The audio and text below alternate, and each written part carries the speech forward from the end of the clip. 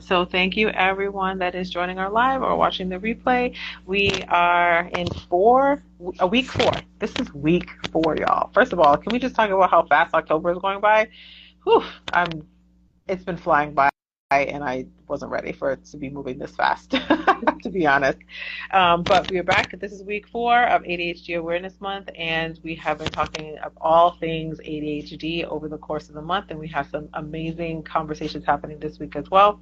But today we have Sude here visiting us, and we are going to be talking about all things like ADHD and leadership and a little bit of her stories and just like some of the benefits and challenges that can happen as a leader with ADHD.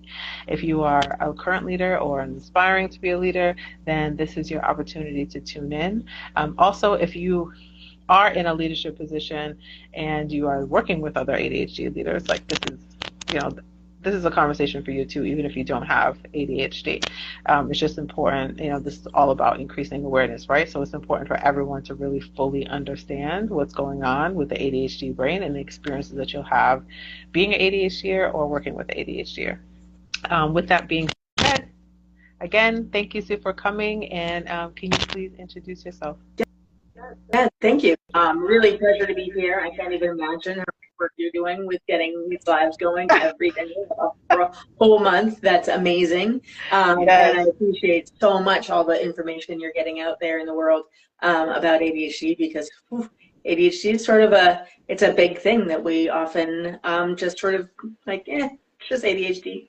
And so I'm so glad that you're getting all that information out there. So I'm an ADHD coach. I am a new ADHD coach. I started my education a few years ago and finished in January of this year. I absolutely, this is my passion. It's my world is what I should be doing, and I love it. But it took a long time for me to get here. So had a whole lot of other careers in the time, and so I was diagnosed way back in 1988 when girls just didn't get diagnosed, and partially because of that and because of the time in general, my ADHD was completely ignored. I ignored it, my parents ignored it, everybody ignored it. I dropped out of school. I worked for a little while, struggled through college. I think I went into college for about 10 years, 5 different colleges, 5 different majors. Finally ended up creating my own major in outdoor education for social change, because I could never, ever do anything the way I had to create my own thing, right? Oh my God, that is so me too. I mean, even in my undergrad and my graduate school, I created my own like major or area of study for both of them. So yeah, I get it. Yeah. It was so hard to narrow down. It was, and I couldn't agree with the way any of the programs were run. I wanted to go with education. I was like, no, you guys are doing it wrong. No, I know you guys are doing it wrong. I'm the student. Anyway, I just couldn't agree with the way people were doing things, so I had to create my own. Mm-hmm. Yeah, that's so funny. Yeah, I mean, and then those for those that are just joining, we're talking about ADHD and leadership, but we're just having a little sidebar conversation about just going through college with ADHD and just feeling the need to just recreate everybody's program and doing what works for you. It's so funny. at the end of the day, we're talking about ADHD and leadership, right? And so to me, that says leadership. That's leadership skills. You're being able to step back, assess, take a big look at and identify what is going to work and what isn't going to work for you, and then create something from scratch. So to me personally, that's leadership skills. Yeah, absolutely. And it's one of the reasons why we're such good leaders, and we are. ADHDers make fantastic leaders for a huge number of reasons. So I've experienced leadership in a few places in my life. I was an entrepreneur for 10 years. I ran my own sustainable landscaping company. So I've had a few different careers, a good number of different careers. So ran my own sustainable landscaping company for 10 years. And then I went back and started working for nonprofits and was in financial directorships in nonprofits for about 10 years before I burnt out and needed to find something new to do. Mm-hmm. So lots of time as a leader. I love that. And the fact that, and this has been a kind of a reoccurring theme too across these conversations this month, but just recognizing that you don't have to do one thing for the rest of your life. And so I think sometimes that can get people stuck in with starting a career or choosing which career path that they want to follow for a particular time, because they feel like this is the one thing that I'm supposed to be doing forever, and that's not true. And especially, we've been talking to all of these ADHDers this month, and every one of us have said it's trial and error. You kind of figure out what it is that you like, what you don't like, and then you move on, and that's okay. And so, you pick a career, you keep pushing on in that particular direction until you don't want to anymore. Yeah, exactly. Yeah. And sometimes we choose things that don't work, and then we have to just decide that, that didn't work. Okay, moving on. We learn. I think one of the biggest lessons to learn maybe even for everybody in life is that failures are just learning experiences. Exactly. It's just, if we chose the wrong career, we chose, like, my degree was, I was going to work with teenagers. You know what teenagers do to me? They eat me alive. I spent like 3 weeks in that career. I was like, I gotta go. Yeah, you need to know, right? But digging into leadership, from your perspective, what are some of the benefits with being a leader with ADHD I think we have a ton of benefits. I think both in entrepreneurship and in leadership in workplaces, right? We are creative thinkers. We think outside the box, so we can often see and solve problems that other people don't see. Or I think we have an amazing curiosity and appreciation of learning, because we're always seeking the novel and the new. So we learn new skills. If we're interested in them, with amazing speed sometimes. We have a ton of energy, right? Even the inattentive ADHDers, a lot of brain energy, right? So just a lot of energy, no matter what, and we can be really enthusiastic. And just go. If we believe in what we're doing and we're excited about what we're doing, there is no stopping us. Let's see. We're super calm under pressure. Like, give us a crisis, and our brains, like, I'm not sure the mechanics of this, but it's pretty normal for an ADHD to be able to just settle down in a crisis and, like, hey, this is what needs to happen, and be very organized and straightforward and just move through it. And then you see that a lot in leadership positions. Yeah. I feel like half the time being in a leadership position is like crisis management. Yeah, it is. And that's unfortunate. There are systematic changes that should take place in large organizations and in any organization that could prevent some of that, as I've seen over my many years. But yes, that is a big part of leadership, is crisis management, be it with employees or with something that's just not gone right, with something that you put out into the world and didn't go right, whatever. It's just crisis after crisis. Yeah. Move into the nonprofit world, and it's even more so. Yeah. Then you start having crisis conversations about money. Yeah. About money, about whatever the current need is. I was in nonprofits during COVID, and oh man, that was an amazing time. It was amazing to see all the effort everybody was putting in, and it was pivot, move, figure out what to do here. Yeah, but like you said earlier about the creativity, like when you're in the space where you're dealing with a crisis and you recognize that your business still needs to be sustainable, that you have to learn when to pivot and how to pivot, tapping into that ADHD creativity is so crucial. Yeah. As long as we can get over our fear of failure and our RSD, and like, okay, so, like, oh, that's not working. Okay, it's okay. let's move forward Mm-hmm. and do something different. Mm-hmm. I think that's a really big skill to learn that ADHDers have a hard time with sometimes is it's okay if something didn't work. It's Yeah. okay. Let's take where we are now and learn from it and move in Yeah. a different direction. Mm-hmm. Yeah. Yeah. Yeah, and I would say though that's probably one of the challenges that we have as leaders with ADHD. It's one of the core roots of ADHD, or the core symptom, is like the emotional dysregulation that we experience. And so sometimes being able to tap in our strengths can be difficult if we're experiencing that emotional dysregulation. Absolutely. We experience so much more in our lifetimes, so much more criticism. And we're always doing something wrong. We're always lazy. We're always disruptive. We're always something. We're just not trying hard enough. Whatever.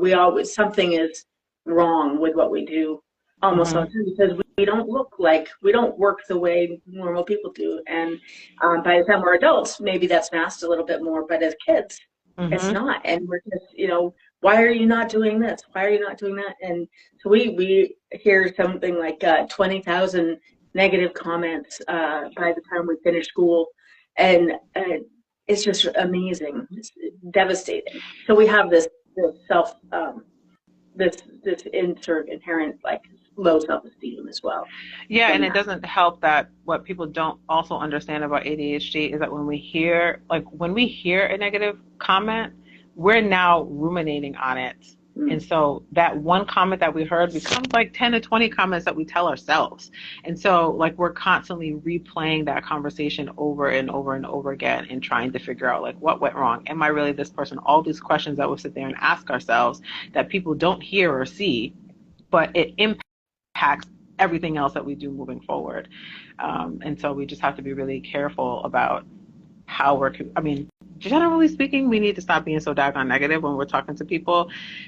Like in general, like can we just create some more positive experiences for people with or without ADHD? But just knowing that if you are communicating with somebody with ADHD and you're constantly nitpicking or constantly saying these negative comments, like we feel it more deeply than other people do. Absolutely. And we'll talk about that a little bit when we get into the accommodations and finding accommodations at work. Yeah. A lot of them are just about positive leadership. Yeah. Yeah. It makes a really big difference for everyone involved. Yes. Yeah. But what would you say are some of the other challenges that ADHDers in leadership positions experience? Some of our challenges are actually just the continuation or unchecked parts of our benefits, right? So all that enthusiasm, all that go, we could burn ourselves out so fast. Yes.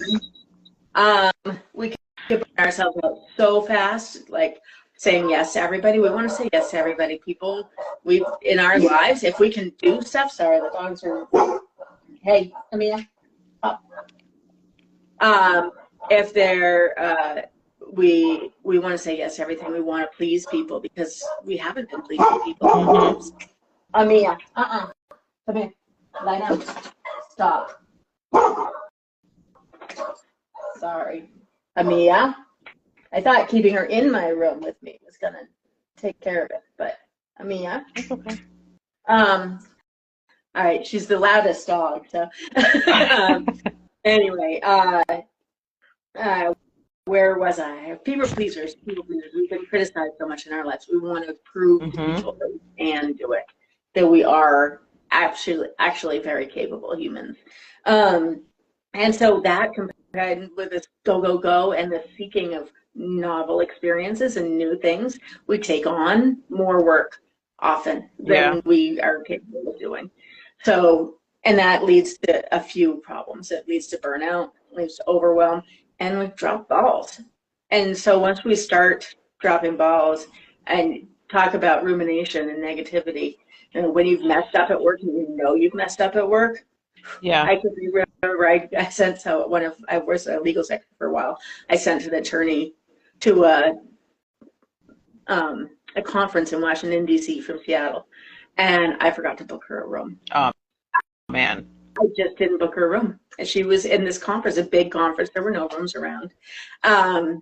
and I didn't book her one. And that was probably the end of my time being a legal secretary. I was like, I can't, I probably had to sleep for a month thinking about that. We take it so hard when we start messing up. We do. The other thing that came to mind to me when you said, being interested in a lot of things and seeking novel experiences is that we're also in leadership positions. It's one thing where it's impacting our ability to get work done, but now we're impacting other people's ability to get work done.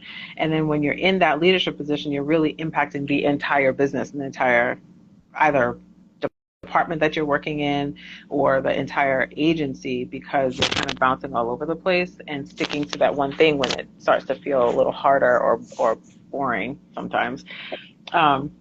It can cause a lot of confusion to your direct reports. It's like, wait, which direction are we going to? Like, our job is to be able to be those strategic leaders and kind of set that pace and to set that vision and allow people the opportunity to be able to meet those goals and to meet that vision. But if we're constantly shifting and changing, then it has ripple effects, and it's something that we really need to be aware of when we're in leadership positions. Absolutely. Like when you start to feel that, like, we'll talk more about this, when you start to feel that inner struggle to to move forward, then there's things that you need to do in order to make sure that it's now not negatively impacting people. Yeah. Change management can be super hard too because you just need to remember all the communications. Your brain is going really fast, right? You're really excited, you're going. The people you work with, they may not be going that fast, and your staff may not be going that fast. And so we often expect everybody to keep up with the speed that we're moving at, which is just very different than the speed that a lot of us do. I'm so glad you said that too, because it's so true when dealing with change and dealing with really anything and trying to implement projects.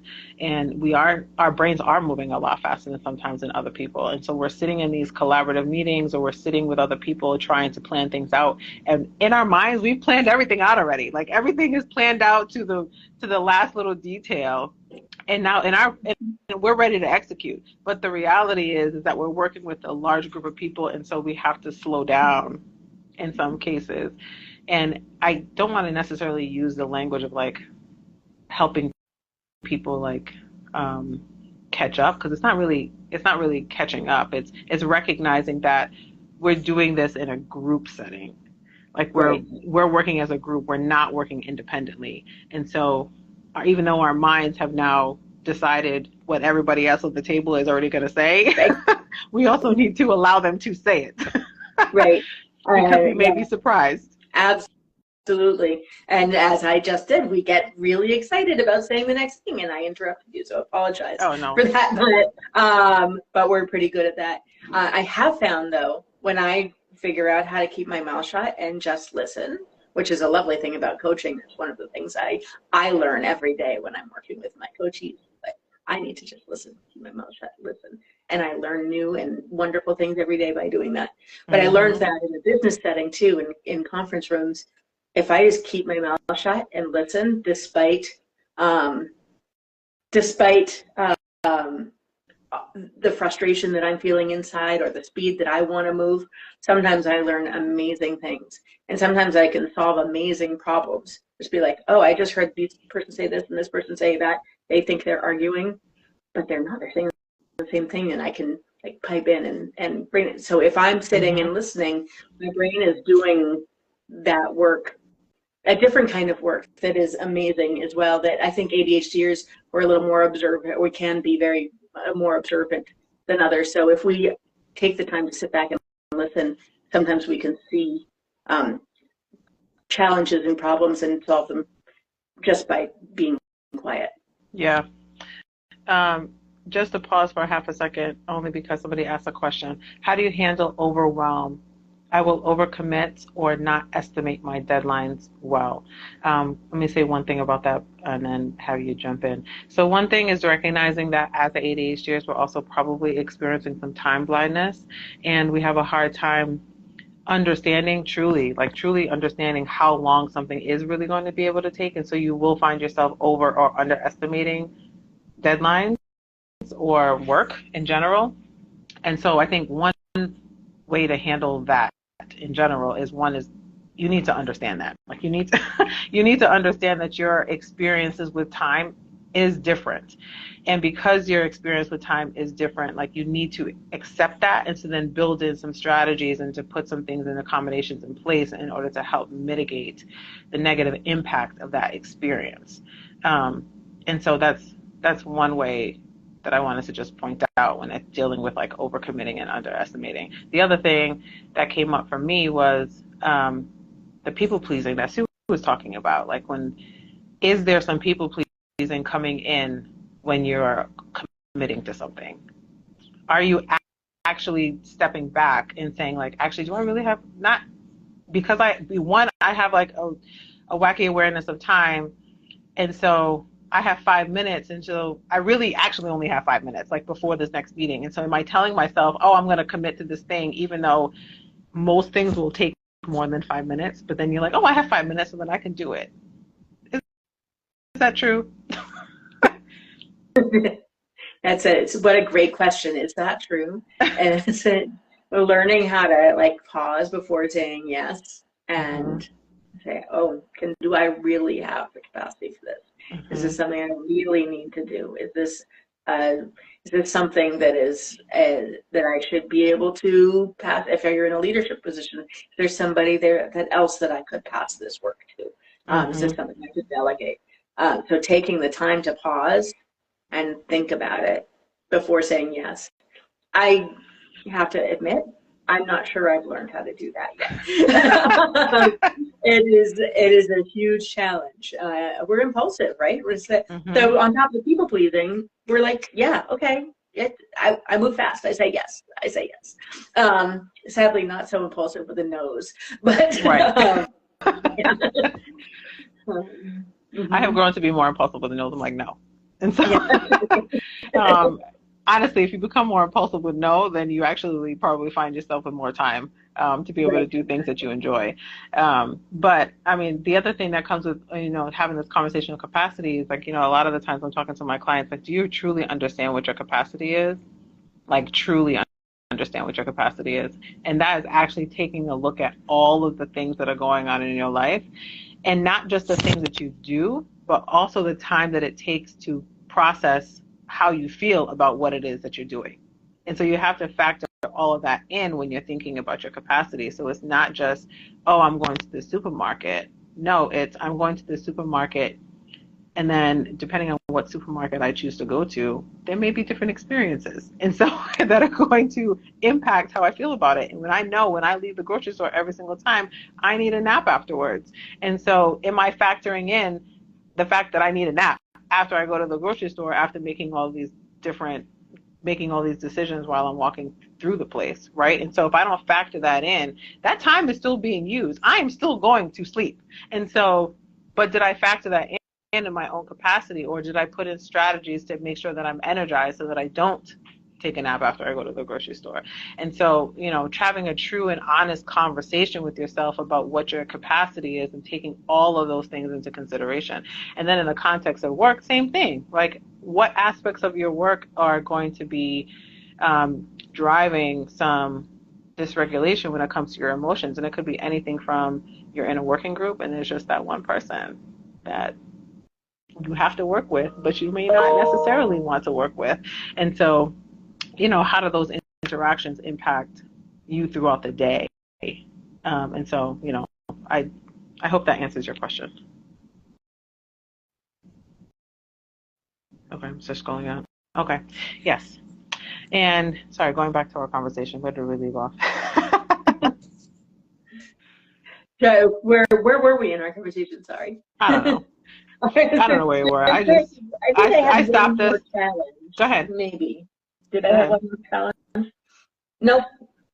No, I actually covered the challenges. So I think we're probably in a transition place.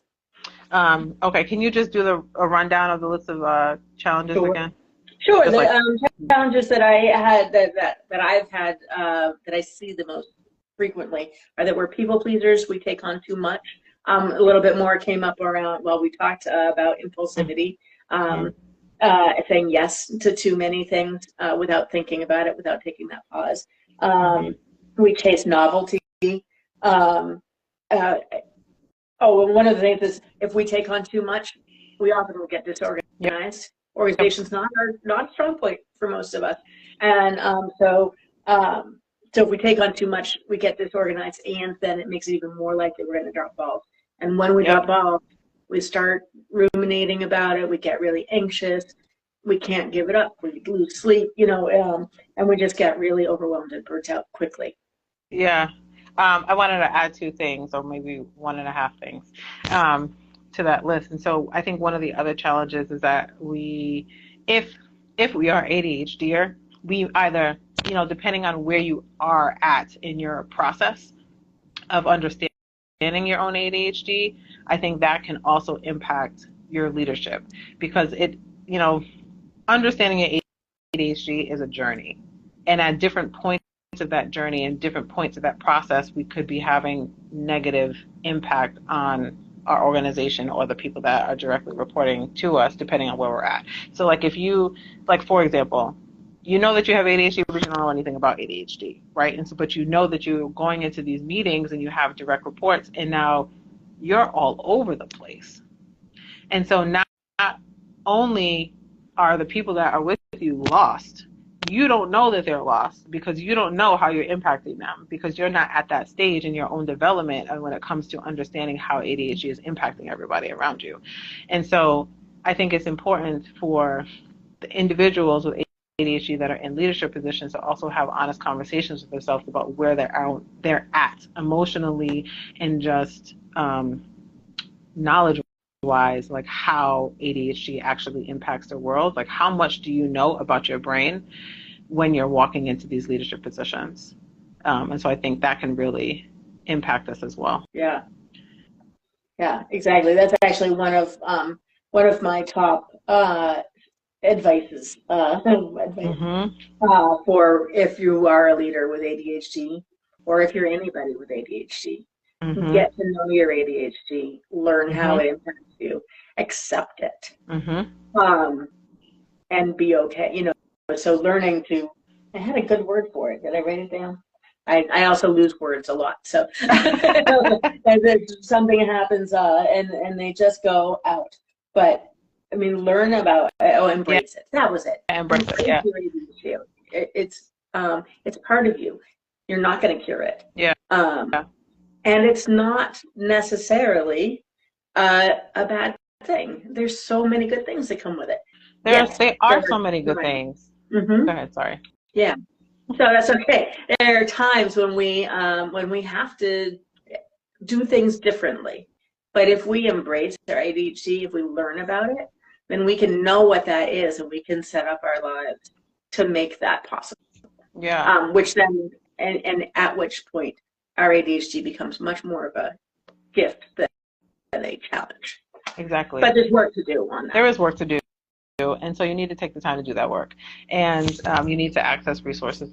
I would always recommend accessing a coach, especially that is has been in leadership positions before, so that they can truly understand what it is that you're going through. I think that's helpful. The other thing that literally just popped up for me that impacts leaders with ADHD is our perspective and the perspective of other people that have on us, that their perspective is their reality, right? And so how we are viewed as a leadership and our own branding when it comes to our leadership can also be impacted by our ADHD.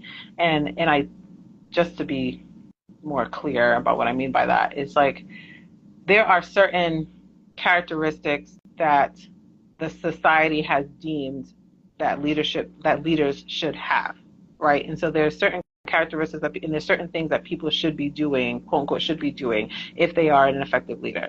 And sometimes being authentic is not necessarily that is that quality. I view myself as an authentic leader, and I'm it is what it is. This is what you're going to get, and I recognize who I am, and that's what it is. And sometimes when people are masking their own ADHD, they could present as not being viewed as a good leader because of some of the challenges of their experiences as an ADHDer, right? And so let's say working memory, some people may just expect leaders to remember and know everything. But if you're experiencing working memory challenges or you're presenting information and then you are lost for words, then now you're deemed as like not a good presenter, or you don't have the leadership skills in order to be able to successfully do what it is that you're trying to do, right? And so I think sometimes that perception of what a leader is supposed to be doing can sometimes get in the way if it doesn't match the skill sets that ADHDers have, or some of the negative experiences that we have. Does that make sense? Yes, it does. It makes a lot of sense. I think I think the communication situation is often one of our downfalls, and I didn't put it on our this list but it's so hard, right? I have a terrible time with my words. If I'm nervous, the more nervous I get, the worse it is. So if I'm dropping balls at work and I'm nervous and I'm really ruminating on everything, and my boss wants to talk to me about it, then I lose my words and I stumble and I can't, and it just gets worse. It's this cycle. So if you had asked one of the questions beforehand is what would I have done differently? I would have figured out how to work with my words and the people around me so they could understand where I was coming from, how I communicated, and just find ways to accommodate that situation. Because the words are how we communicate with each other, and if we can't do it, it can just be a leader is expected to be a very good communicator. Right. And I think that's, you hit the nail on the head, right? When it comes to like, what would you do differently? It is learning your own ADHD and how it impacts you, and then being able to build in the necessary supports in order to be successful, right? And so it's going to be hard. Like if communication is a challenge, especially if it's impacting you when you start to get nervous, or you start to you feel like you're in a position to be questioned, right? And then and that's going to impact your communication. But like you can do things to help with that, right? But if you don't know, then how are you going to be able to put in the steps in order to help, right? And so. And then, because if you don't, then people are just looking at you like, oh my gosh, she's like the worst communicator ever. Like she can never possibly lead this organization. And it's not true. Right. Yeah. And it's just, but for that, that was on me, that I need to learn, and I'm still learning, to pause before I speak and actually try to calm my brain down a little bit before I have conversations like that, in order to be able to do that. That's on me. I can't expect somebody to sit there and understand me while I'm stumbling around, especially if I'm in a position of leadership. So, right. That being said, I think there are accommodations you can ask for in management style and such that can help with that. Yeah, and so, and a couple weeks ago, and I'm really trying, I'm really trying to get these replays out. And my assistant is on this line too, so I'm going to have her hold me accountable to making sure that at least week one's sessions come out this week. But we did talk about like some workplace accommodations, and I think that this is a good place now that we're in week 4 to kind of reiterate some accommodations that would be helpful for leaders with ADHD, or just in general, right? It depends on what it is that you're struggling with. But even the fact, like, some people are not asking for accommodations, which is a personal decision at the end of the day, because you know your company, you know what you're dealing with, but do you have the right to ask for it? Most likely. And so if you're in a company that has 15 or more employees, and then depending on the state, it could just be 1 or 2 employees, you have rights under ADA, the American Disabilities Act, to access accommodations. And then there are things that the company can do that are different to be able to help support you, and then there's individual things that you don't necessarily need to ask the company for to do. So, thinking back into your own leadership positions, and I can answer this too if you want, but thinking back in your own previous leadership positions, what accommodations do you feel like would have been helpful if you accessed them? Yeah, I think there would have been a number, and I do want to say that it is your own choice, and if you do seek accommodations, know your rights and document everything, because the ADA is there, they are your rights, and it is very infrequently follows the letter of the law. And it's really sad, even in big nonprofits that have like social justice management, that ADA sometimes is not well covered, especially for invisible disabilities, right? Yeah, it's not covered, and people don't fully understand it either to the core. Because just what you said, especially social justice organizations, they're fighting for something, but when it comes down to their employees needing able to access accommodations, or their candidates that are going through the application process having the right to be able to access accommodations, they're missing the mark, Yeah. unfortunately. And so sometimes there's a fight because people just want to fight, but then there's other places where people really just don't understand the extent of Yeah. what it means to create inclusive work environments, which is why you should come to me if you're looking to figure out how to make inclusive work environments, or to help your employer learn how to build inclusive work environments. Just send me a Absolutely. DM. So important. So important. I actually had an HR person when I was talking about ADHD to somebody, and they actually said to me, well, I'm married to an ADHD, so I totally get what you're saying. And I'm guessing that you've probably heard things like that yourself in different realms. It's like, no, you don't get it just because you're married to somebody who has this. And she had just decided that I didn't need certain accommodations because her spouse didn't need them. Yeah. And like, well, her spouse is in a different environment, and her spouse is, so it just is. I was just appalled. So yes, document everything, and but some of the accommodations, most of the accommodations, either come down to super cheap, easy to access, like visual timers. Somebody asked about time management. Yeah. Visual timers are really helpful, right? They cost $5. Noise canceling headphones are $50. So many, like changing the lighting at work so that you are using desk lamps and instead of overhead lighting. Yeah. I'm not sure why that's important, but I know it's important. Yeah.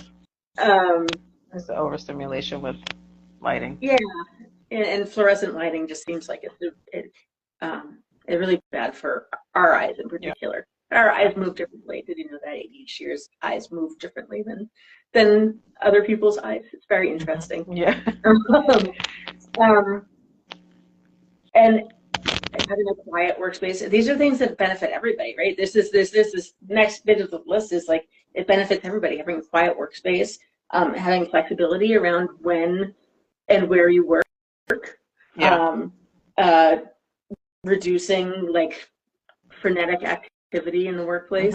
And I love this one, offering body doubling, having a solution, having a system for offering body doubling, because it's considered an ADHD solution, but it helps everybody. Yep. It just absolutely, if you're working side by side with somebody quietly, it helps everybody. And then a lot of it is supervision, training supervisors to be coaches instead of dictators, to produce workflows that are easy to follow. So providing detailed instructions and priority lists, and to provide positive feedback before coaching on some challenges, right? Yeah. All of that is just good management. So it helps everybody. And then my favorite one is provide an ADHD coach. We are not the least expensive things in the world, but we are very effective. Having somebody to talk through your challenges, to walk alongside you while you're trying to figure out the best way for you to work in your world is invaluable. So I think those are my main things, and they help everything. They help everybody. They help the work culture. They help efficiency. They help everything. Yeah. And I would add, and so we're actually talking to a nutritionist on Friday, and then I want to eventually find somebody in like the physical therapy movement, maybe OT type world too. But thinking about um, like managing your time during the day, like something else that you don't necessarily need to ask your employer for, but something that you need to just a strategy that you just need to do for yourself is watching what you eat and drink during the day, and whether or not it's like setting a timer to remind yourself to drink some water or to not rely on drinking coffee all day. And we're gonna ignore the fact that that's what I'm doing right now, but um, but and making sure that you're eating nutritious meals throughout the day. Like you need to, going back to this concept of like really understanding yourself and how your ADHD works for you, but you also need to know what impacts your ADHD. And so like, is what you're eating in the middle of the day now making you, is draining you in a way that's going to make you hard, it's going to make it harder for you to start. Also, like, taking a look at your schedule and your calendar, are you having too many back to back to back to back meetings that are draining when you also have work product that you need to produce? So like, how are you organizing your day and getting support with that? So getting like, and that's why it's helpful to have your manager, your supervisor, whatever, be a coach, and to help you figure out how to best organize your day and to plan and prioritize. And some of that is like understanding how things are going to impact you. And so if having a full day of meetings isn't going to work, then being clear about that with everybody, like blocking time off of your calendar. Or is a full day of meetings going to work, but your next day is no meetings? Like, and so thinking about how you want to structure your day and working with your supervisor, your manager, whatever, to help you try to figure that out. Or with a coach, you could work with an ADHD coach that specifically works with working career development, that can help you with that as well. I mean, but if you do want your company to buy something, I like when other people buy things for me personally. But if you do want your company to buy stuff for you, like ask for a walking pad. And making sure that you have a standing desk so that you can get up and sit down, and making sure that you have an ergonomic chair that like not a typical ergonomic chair, but one that you can change your seating position. So now they have come up with like ADHD friendly ergonomic chairs where you can kind of change your position around throughout the day.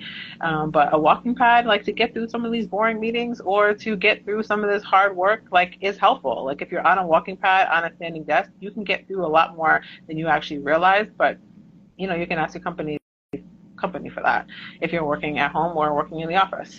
And so just thinking about some unique ways to kind of increase your dopamine throughout the day as well. And exercise is one of those things, and making sure that you have good nutrition is also one of those things. And so keeping that in mind. And again, always going to go back to this, like you need to know how your brain works. You need to know some of the ins and outs of what's going to be able to drive your ability to function throughout the day, or what is getting in the way of you being able to function throughout the day.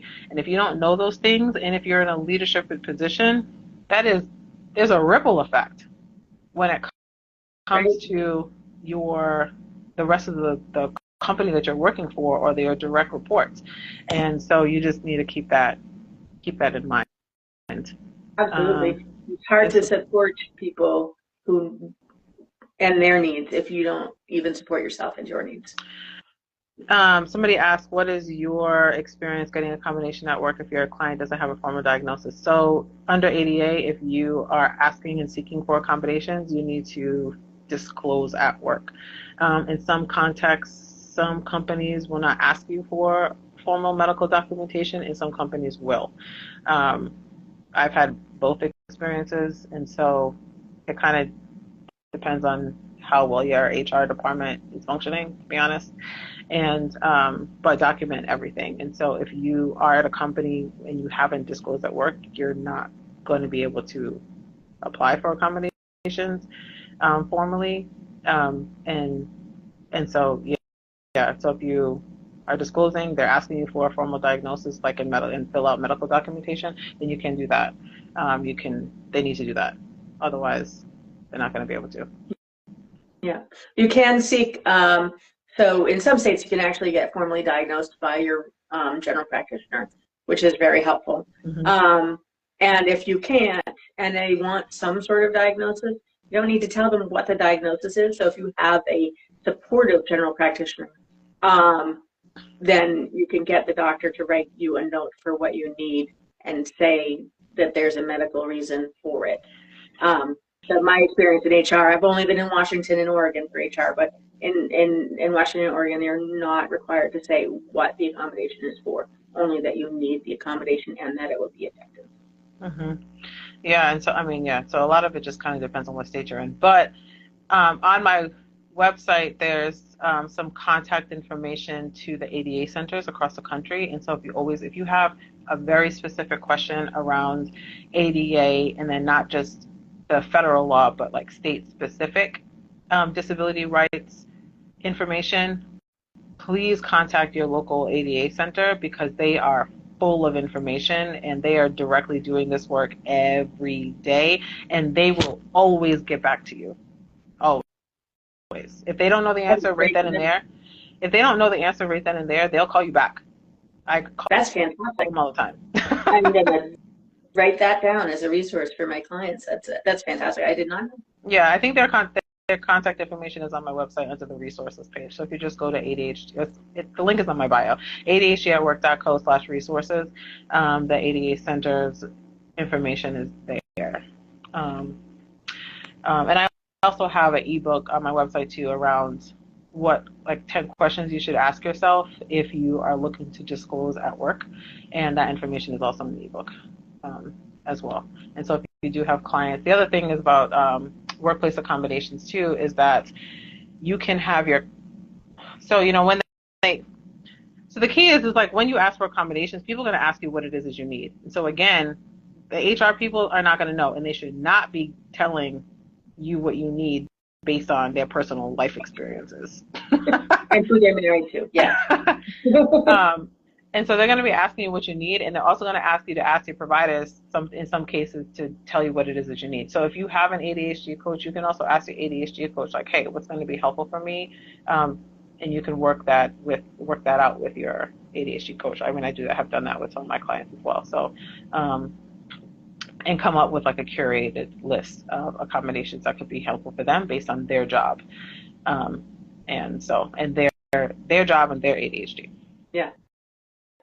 As well. So I hope that answers your question. And then that's it. Charlie just said this is helpful. Thank you. Okay. I know we have a few minutes left, so what else do we talk about? Let's see. We had I have cards because words. Yeah.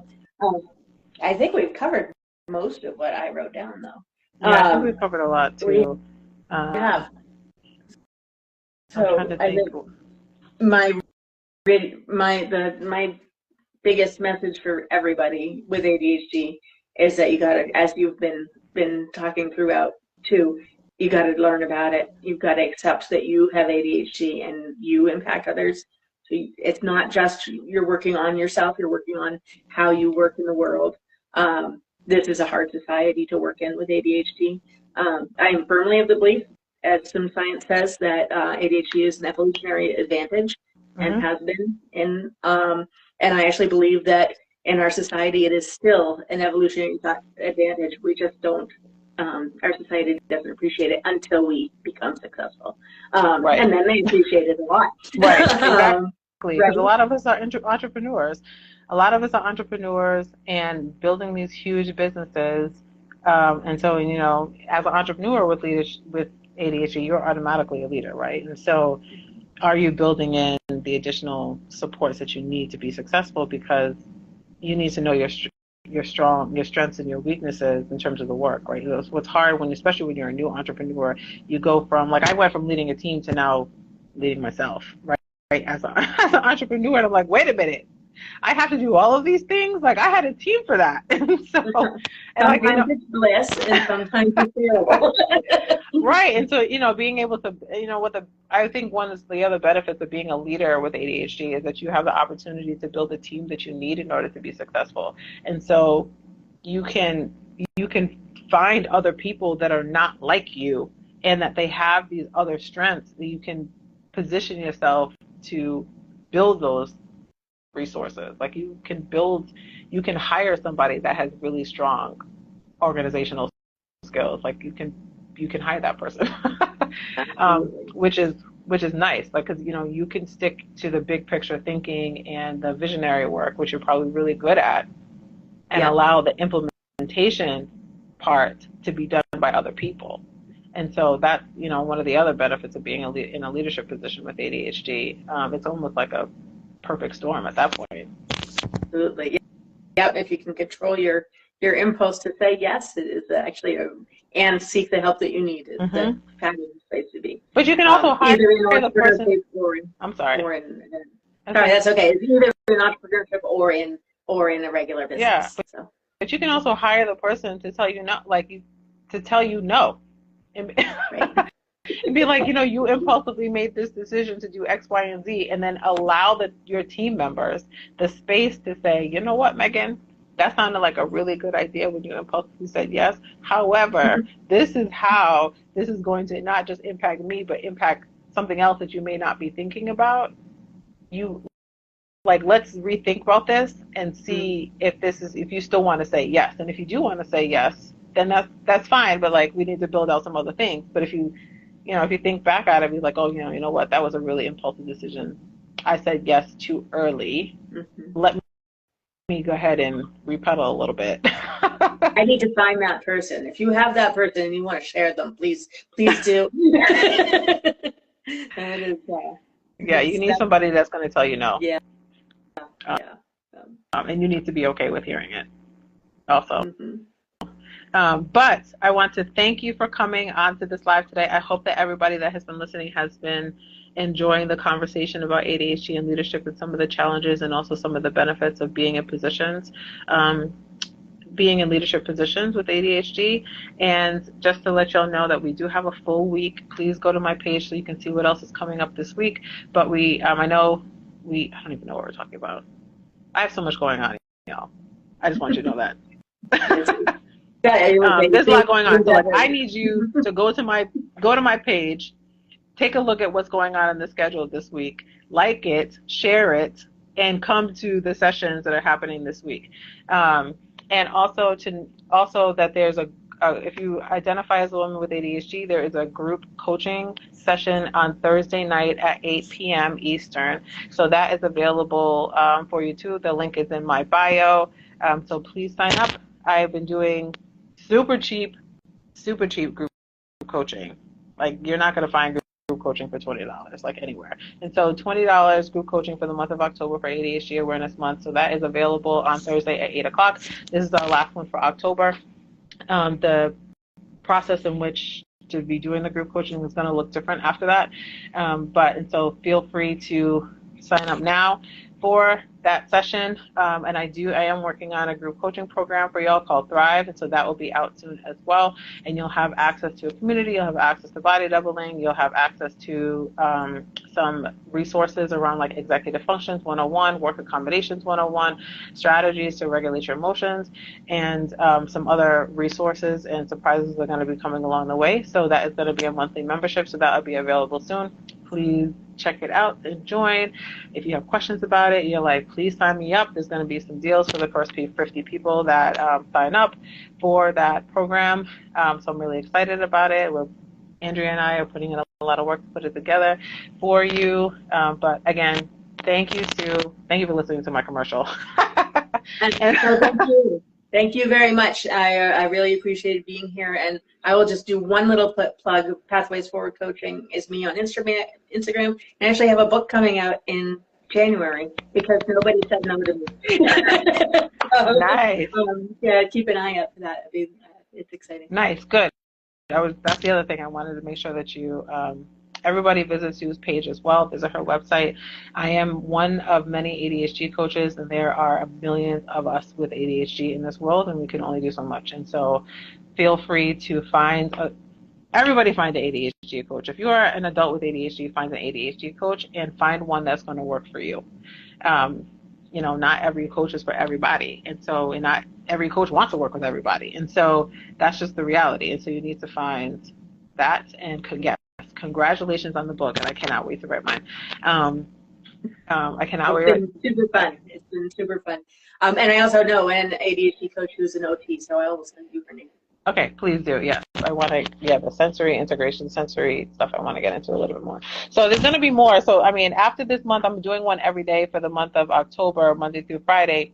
But there's still going to be some additional lives going on. So please keep tuned into that to see all the things that I am going to be doing with ADHD at work. But thank you again for joining the conversation. We will be working on the replays. I promise. I promise. The replays are going to be coming out. We've had so much great content shared over the course of the month. So much great content. Ask Charlene. She's been to all of them.